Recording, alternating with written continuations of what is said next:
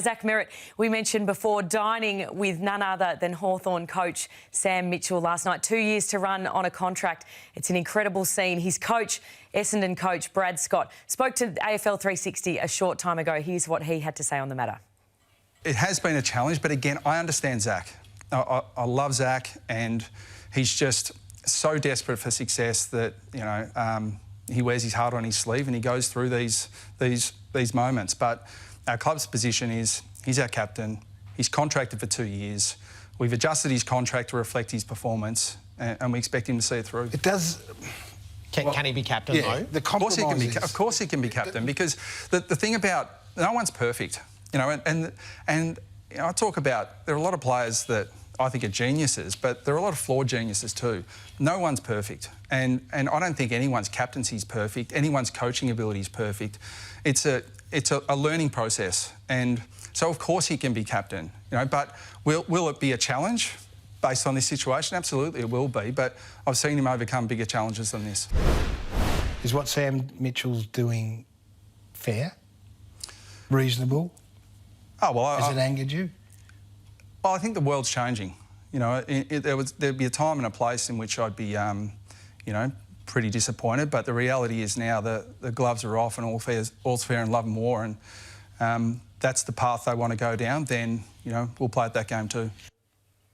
Well, the world is changing, Brad. You're not wrong there, and there's plenty of games in play. John, it was an incredibly impressive performance from the Essendon coach. Gee, he was strong. It was really measured by Brad Scott. I've spoken to people in both camps tonight. So behind the scenes, Essendon is gutted.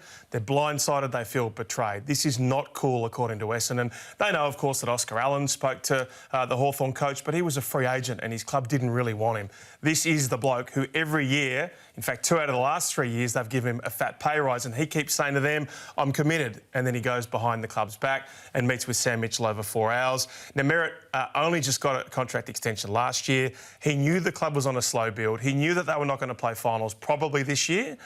Now, the Merritt camp would say, pardon me, I signed up to this, but I didn't sign up to the longest rebuild of all time. I didn't sign up to us not giving a massive offer to the cultural driver and best ruckman in Sam Draper, and then saying, we won't go and get another established player, we'll go back to the draft. Now, Brad Scott has his extension through to 2027, and so he's on a different timeline to Zach Merrett, whose manager Tom Petroro says he has got a thirst for success right now. Corbin, where does this one go? It's a great question. I feel like the longer it drags out, the harder and harder it's going to be for Zach Merrett to be the captain of the footy club. So I completely believe Brad in what he's saying there, where he says, look, as of right now, he can be the captain. The longer it goes, before we hear from Zach, I think it makes it harder and harder for him to lead this team next year. My other observation of the interview, as much as he was speaking on 360 and he's talking to all of us as the viewing audience, felt like he was talking directly to Zach. Like that was the thing that I got out of it, that it felt like he came there and everything that he said was very much directed towards Zach, and they obviously have a very close relationship over a long period of time.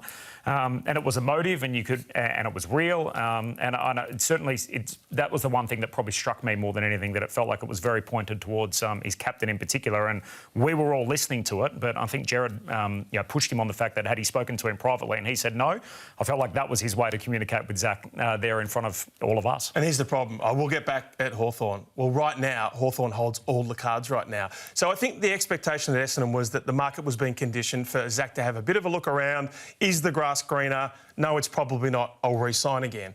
Right now, Sam Mitchell's like Jordan Belforth. He's the Wolf of Wall Street. You know, he gives you the penny dreadful stocks and he sells them for $1 million. And so if you're looking at the grass is greener, you're thinking Essendon, post-apocalyptic landscape.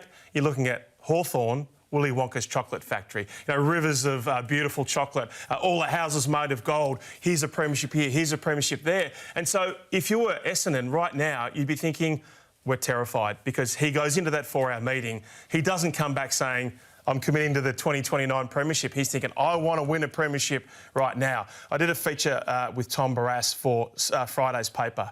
He talked about the identical situation. Sam Mitchell in his living room halfway through last year. The person he compared him to, Ron Barassi. That was the aura. That was the way he pitched it. And he said, by the end of that meeting, I almost felt like I would be doing me and my family a disservice. So he won a premiership at West Coast. He barracked for the club. His family loved the club. He uprooted his family all the way to Hawthorn because of Sam Mitchell. Yeah. That's the power of Sam Mitchell right now. I'm not sure Ron Barassi had a female co-pilot sort of back in the day at Melbourne and everywhere else he was. But, of course, Lyndall Mitchell is such a key to unlocking all of this, isn't it? She was key to Josh Battle, obviously making that move as well with Casey. And I know it is a little bit of a similar situation for the Merritts. I spoke to Zach earlier this season for Code Sports about his new life as a dad with baby Jude in tow as well. So there's no doubt all of that to weigh up, as well as Hawthorn, you know, in motto and in character, it continues to sell itself as the family club. Corbin, can I ask you, would he be a hypocrite, the Essendon coach, if he kept his captain, given what he did say about Sam Draper earlier in the year? Now, we might put that quote up. Again, a free agent compared to a captain. He said, potentially it is possible to coerce a player into staying. A player in the end resents that and looks back and thinks they were either guilted into staying or coerced into staying. You're not getting the best out of that player. So we understand right now he has to say, my captain is staying.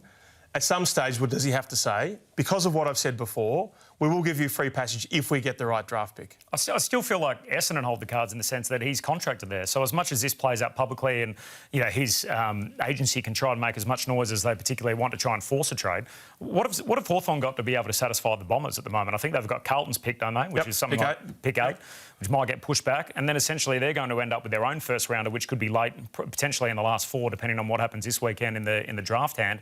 And then even a future pick, you would think if you're forecasting that the Hawks are going to be towards the pointy end of the season again. So I don't think the two things are similar in terms of the fact he's a free agent, and this guy's also the captain of the club. He's got 2 years to run on his contract.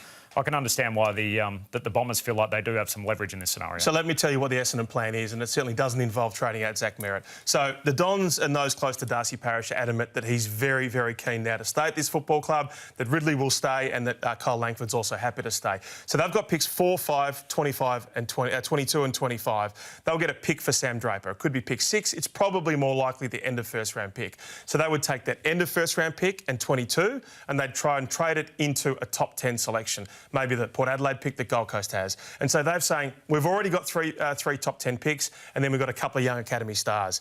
We don't want more picks in a draft that we think's really good in the top 25 and then falls away. They don't want to go even younger. And so even someone saying you could have 7 picks in the top 25, it's not the draft to do that kind of mechanism in.